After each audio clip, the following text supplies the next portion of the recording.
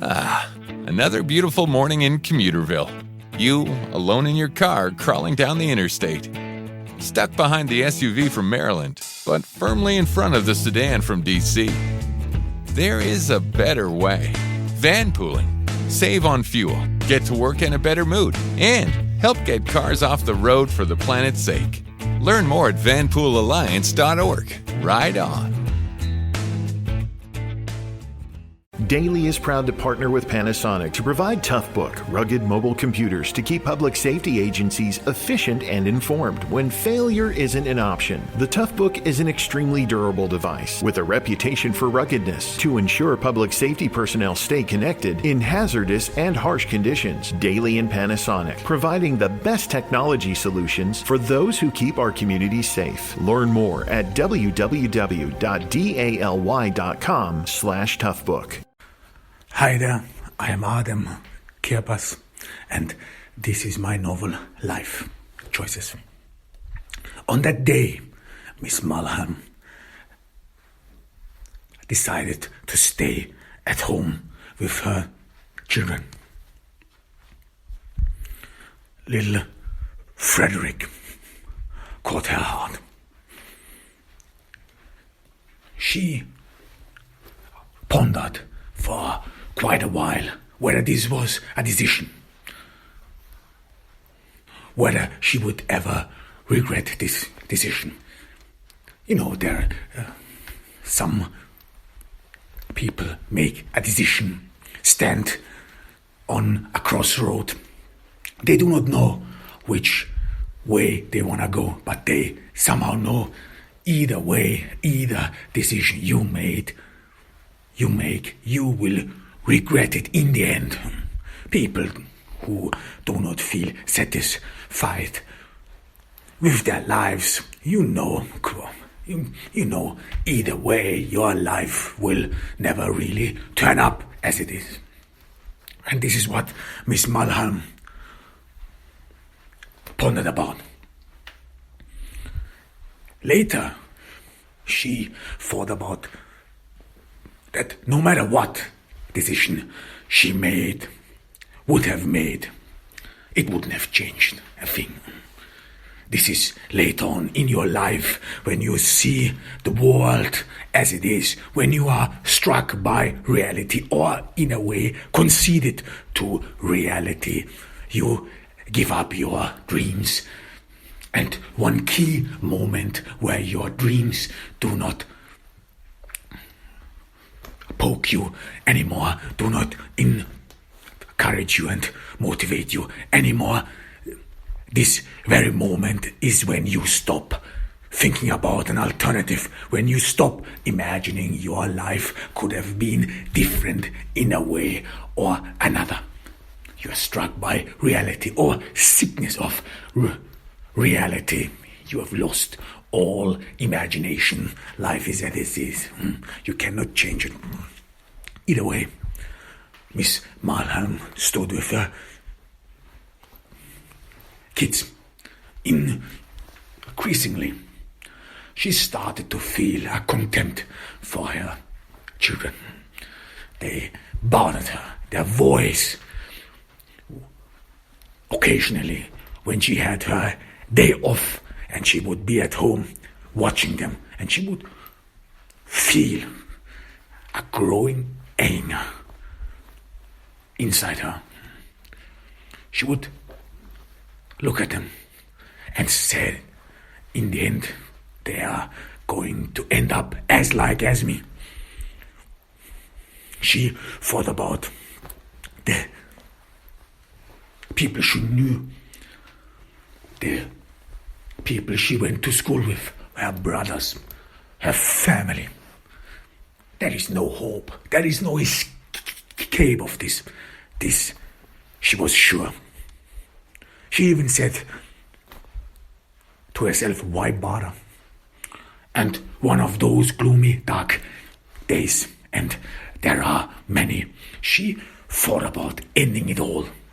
She thought about that life is nothing but suffering, that there would no light and sun shine in their lives ever. And why don't she spare herself and her children hardship?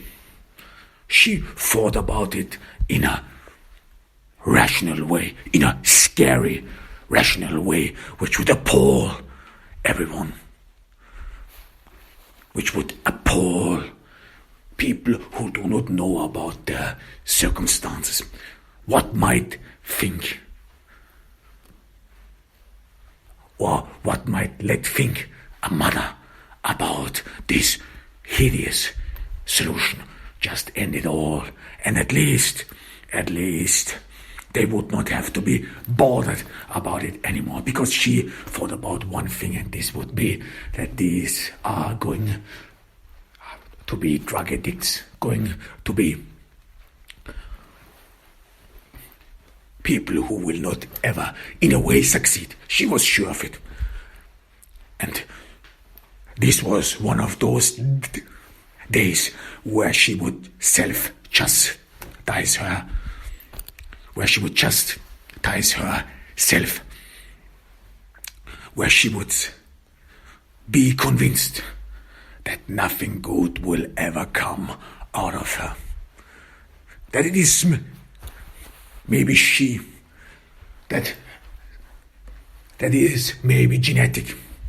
This is what people occasionally ponder about when they look at their circumstances, when they look at their surroundings. All others are successful. All others seem to do something right in their lives, and I do not accomplish. Those people, they think back at school. Why couldn't they move up the social ladder? Why did they fail? And it leaves them restless. And it always ends up, it is all me. And she could not help it. When she bought little Frederick a school bag, because he was about to enter school life, she pondered whether it was even worth the money. She pondered when he will get his first notes, his first marks, where then she would have the proof in her hand that she cannot bear any solution, that she can never be saved, never get out of it. This is what it is. But what happened came to everyone's surprise. Mrs. Mulholland did not really care about her children. She did not learn with her children. She kept her distance. The children did not really perceive her as a mother figure, but rather as an aunt or a distant relative, or maybe an older sister who is bothered by them. This is something they indeed perceived.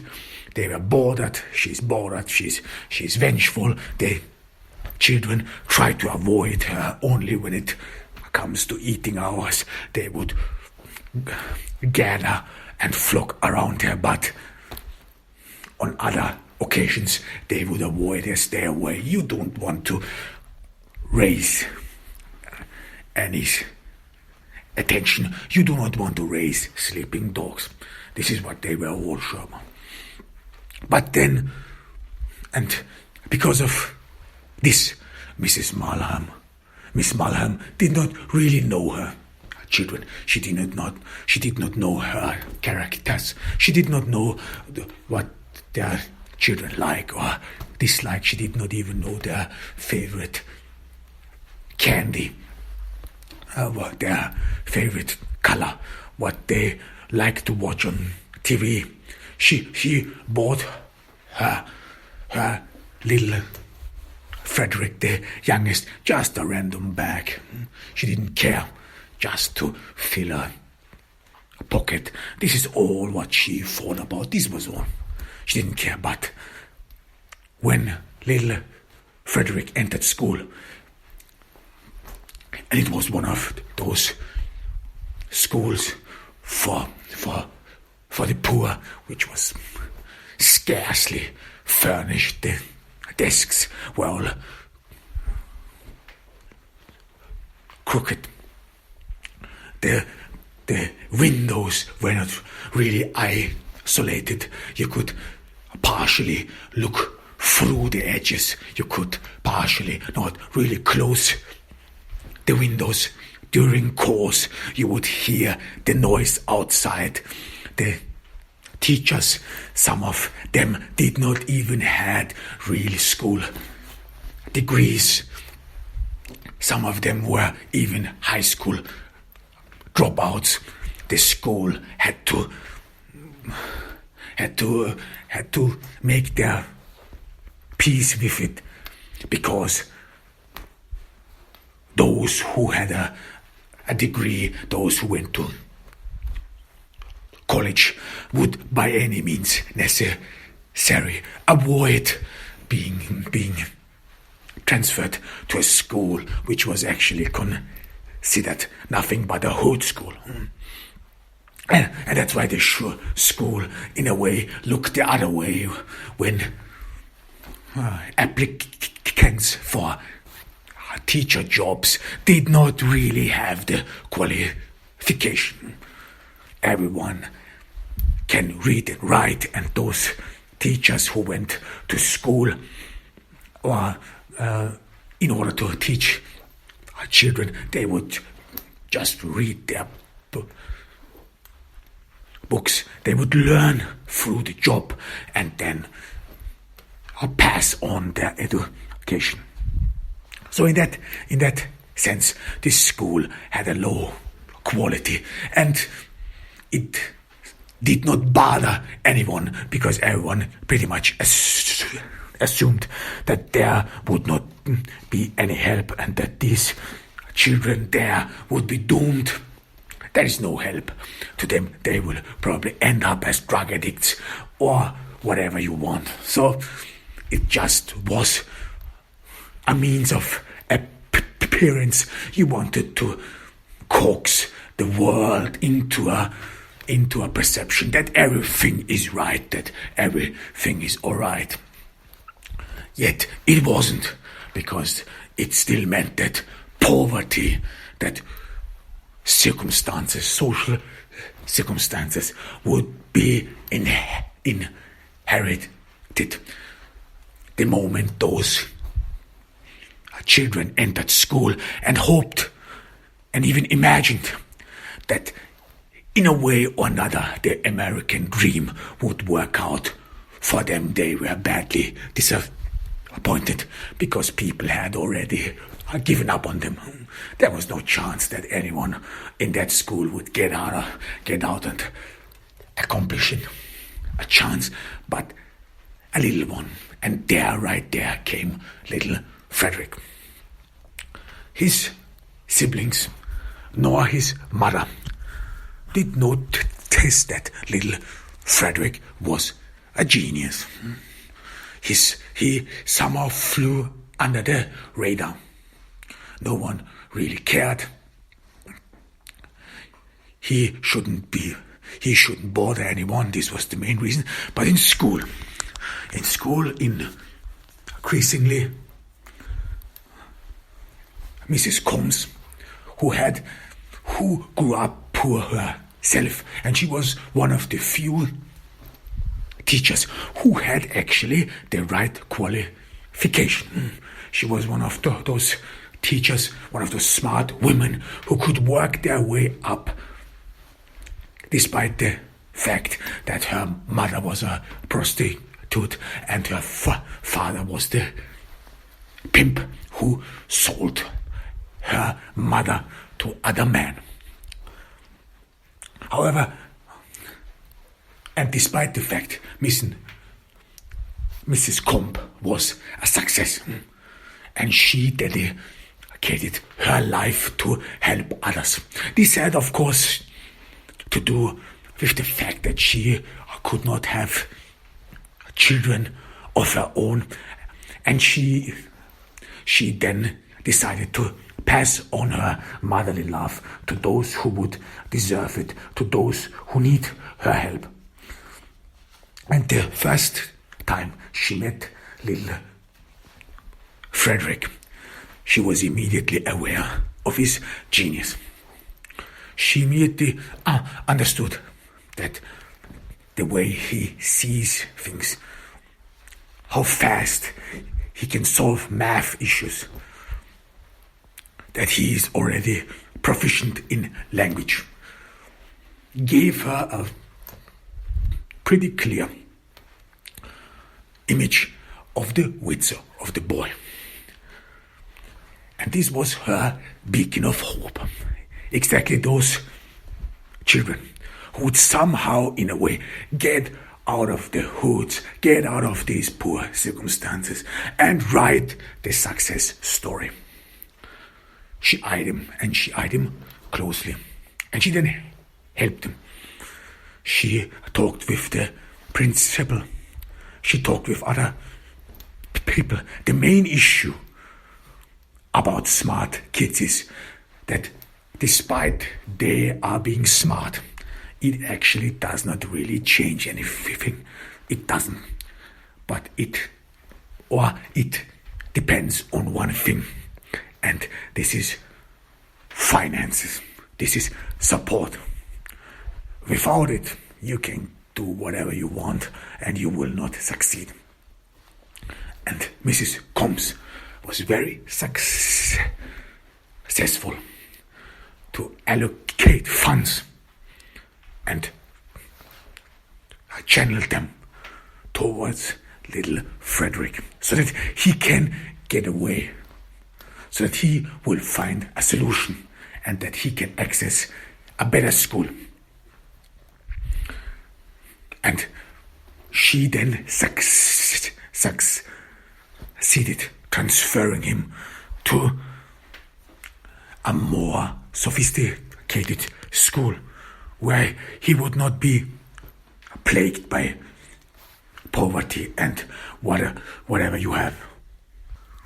When Miss Malholm was called to the school principal's office because of little Frederick, she was pretty much sure that she would be told that her little boy would be a retard and a disappointment, and that she better take him out of school or send him towards another life choice.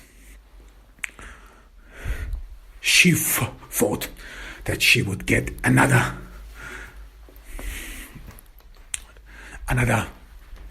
proof that her life is pretty much hopelessly doomed. And then she was surprised by the tone of the school principal. He was cheerful, and he called little Frederick a remarkable man, a genius who does not deserve to be among these children. Principal Payne, he was a decent man. He was not prejudiced, but he knew one thing, and this was that you could not save all. He knew that the school was in a dire situation. He knew that instead of spending money on schools, the city government would spend money on junkies to get them clean and off the street. Instead of investing in education, the city government had chosen to support programs of drug addicts, criminals, rapists, and pedophiles, to integrate them into society. They pretty much started out very late about integrating people into society. They rather tried to heal the effects and did not go to the core of it. Principal Payne pretty much knew it, but he wanted to help every child, everyone he could get, to get out of these circumstances, because he sincerely believed that the responsibility of a government is that it is for the people, that it must prevent that poverty is being inherited. It must care for not those people who had already decided to throw away their lives, no, but for those who have actually not even started it, who hadn't come to make own life decisions. And he thought about it adamantly. Help the young, and you will heal the entire organism. So his cheerfulness when he broke the news to Miss Mulhelm that Frederick would be transferred into another school and that she does not have to pay anything for it, that little Frederick would get support and even get little pocket money to attend school. Miss Mulhelm was awe-stricken. She didn't know what to say. She thought about this as just this. Once in her life, finally, she gets something back, and she was relieved. She was over the top. She didn't expect it, something like this, that. And she again thought about Frederick's husband, this man who left us stranded. She contributed Frederick's wits solely on him. She was sure that she herself couldn't pass any good genes on the next generation. No, it had to be him. So on that day, little Frederick got his favorite ice cream. Miss Mulhelm didn't know what his favorite ice cream was. However, she bought a bulk of it. And Frederick, who did not understand the attention, was just fine with it. Everyone seemed to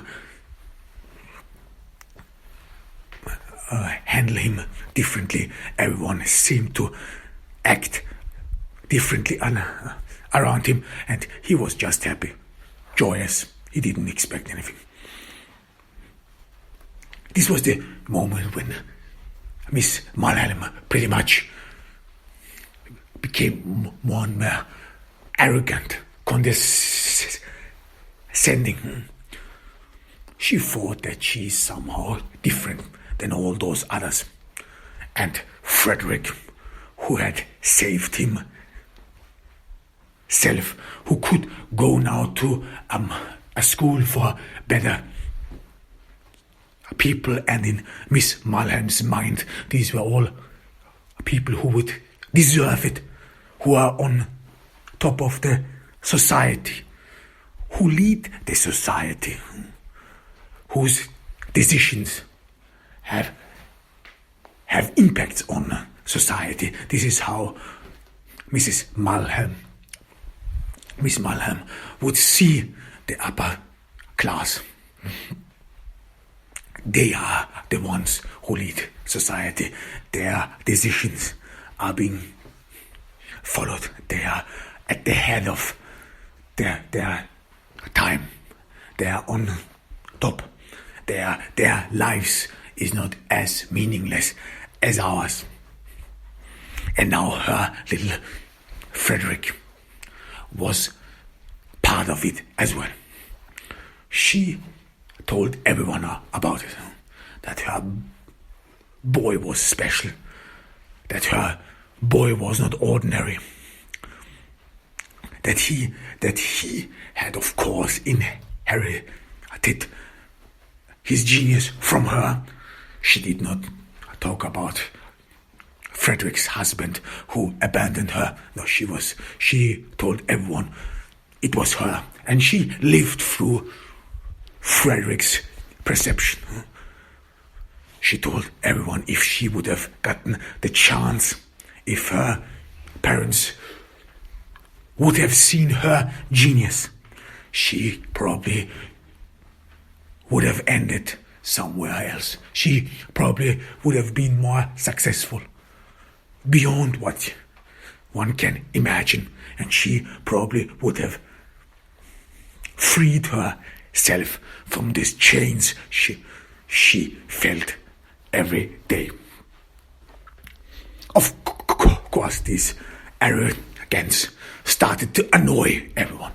It is indeed annoying. Imagine you are this poor family. Imagine you cannot really accomplish anything and you do not see a way out. The same thought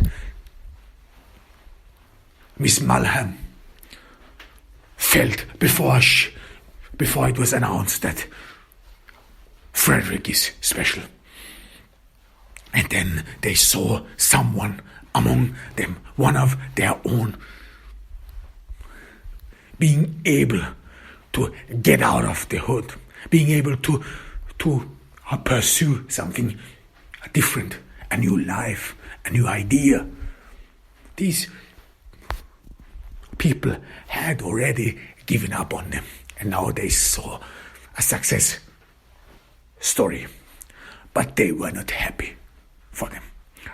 They were not happy because they thought that there probably was a mistake or something. Not that Frederick was a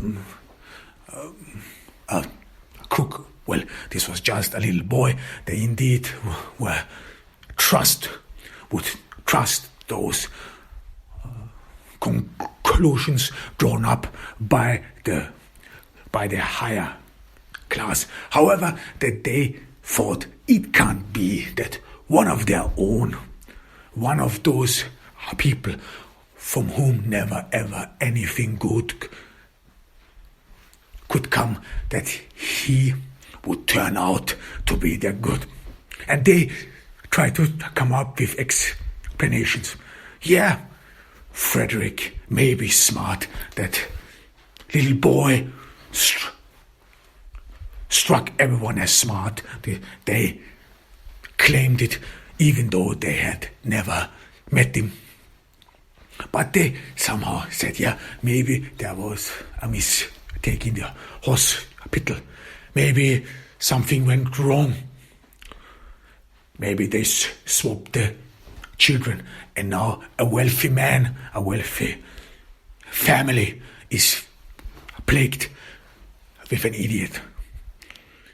And this is what these people thought of themselves, that those who have accomplished something, they must be in a way or another better. This is what society had brought them up in. You can become everything you want.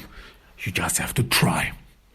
But of course, these people who went to school, who did not succeed, and to whom it was always told that they would be stupid, that they would be dumb, they of course understood life is not just about trying.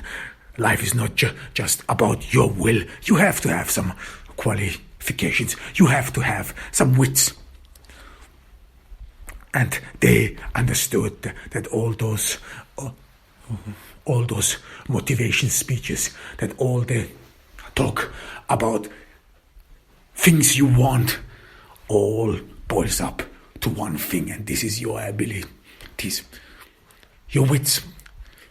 There are some skills you can acquire by practicing, by repetition, but there are other skills you have to have, no matter what it is. And these people looked in to the world in a depressing fatalism. We cannot change who we are because we are there where we are because of who we are. And for them, little Frederick was not one of their own, but the child of someone else. And even rumors continued to spread. It was said that Miss Malhelm was a whore, despite the fact it was not unusual that women in the hood would have many children from different husbands. This was quite normal. The destruction of family left many scarred. However, they said that Miss Malhelm is probably a prostitute. She's probably one of those well-paid prostitutes, or she somehow, in a way or another, managed to coax or seduce a wealthy man, a smart man who was probably drunk, no one knows. And then this man had sexual intercourse with her, and this is how little Frederick came all about. So they would not cheer anything of his successes. They even would say it is only a matter of time until Oliver Twist would some sort of find his true parents, and then he would leave everything behind. Then he would be at home and everything would be fine. In the new school, Frederick was considered a genius as well, because it was not a school particularly for smart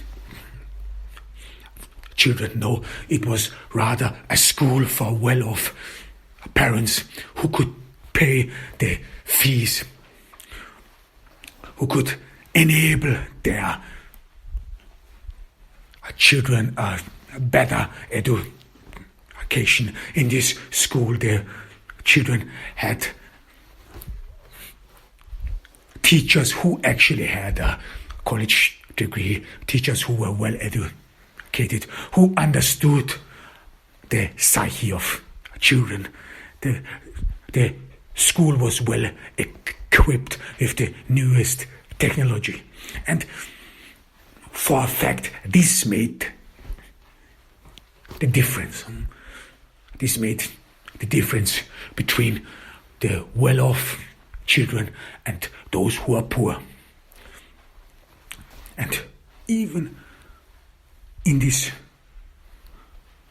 circumstances, little Frederick was considered a hero, and the school was proud of him, because they were mainly the parents of those pupils. They were mainly well-off middle class or upper class businessmen or upstarts or just people who have inherited money. They all lived in gated communities away from the poverty. They lived in suburban areas where they would not have to face the bleakness of poverty, of the hoods and so on. And despite the fact that some of those people in those gated communities would vote white or would vote left, they would be ardent advocates of socialism, of social equality. But it was, you know, more than a PR gag than really a true belief. This is something which you had to say, something people expect from you, and so they did. And they had some sort of a bad conscience about it. Those conscience bites, they kept haunting them, since all what they promised to their poor constituents, to those people whom they swore an oath that they would help them, that they would elevate them from poverty. Well, the help did never arrive. It was all about their self-progress. It was all about how they could accomplish something.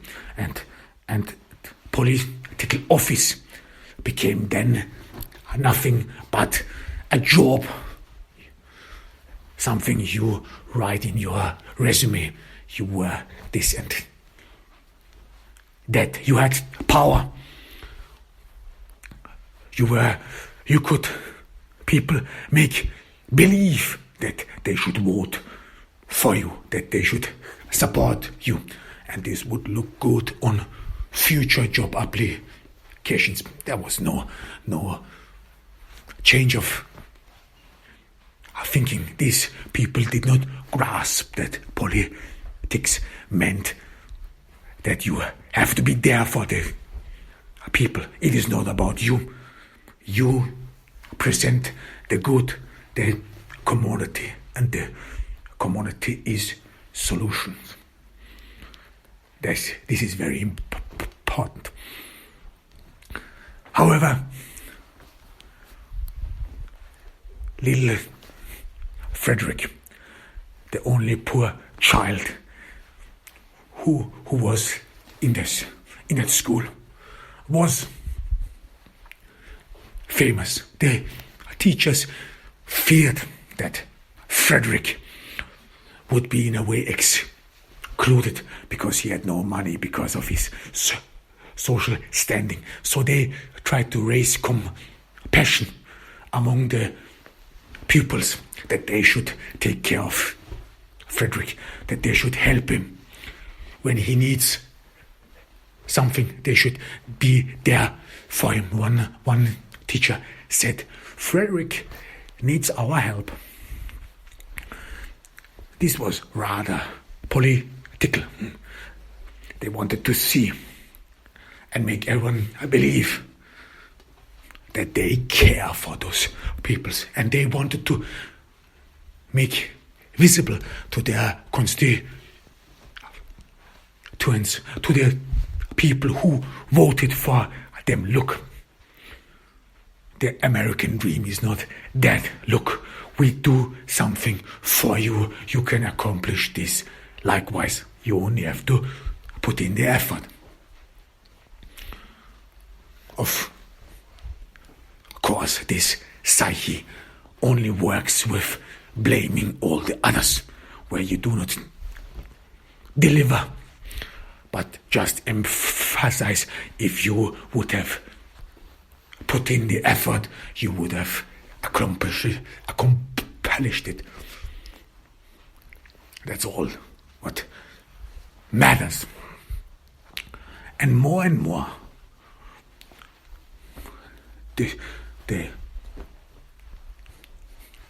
pupils in that school helped Frederick. He became something like a star, the center of all attention. Frederick grew up abandoned. No one really cared about him in his home. Neighbors would not even know his name. They would just call him boy, go get that boy, don't be so loud. And even sometimes his mother would forget his name. But here in this school with these new pupils, everyone knew him. And he was celebrated as a star. He was a genius, yes. And because of this and how he was treated in school, Frederick thought of himself as something special. Not only special to compare to his siblings or his family and the people in the hoods. No, he felt himself special even compared to those pupils with whom he went to school. He was different. It's the way they treated him. And he grew up in this notion that he does not owe anything to anyone, that he's better than anyone. And it made him arrogant. He pretty much adopted some of the condescending tone of his mother. He would tell everyone that he walks to a special school, that he would tell everyone that he's the smartest in a class. He would tell anyone, he would even exaggerate that sometimes the teachers, that they would ask him for answers, or that he would be so smart that he even sometimes taught his classmates. And arrogance led to his fall. Because the more he walked through the world, that he would be something special, the more he felt that the world would owe him something. Because he knew that he was poor. He went occasionally into the homes of his classmates. He would see their wealth, and he would immediately compare their circumstances with his. They had it all. They were wealthy. They had good parents. They had nothing missing in their lives. But he had nothing, just poverty. For him, this was unfair. And the notion of it was even exacerbated the more he felt that he was a genius. And the more people made him the center of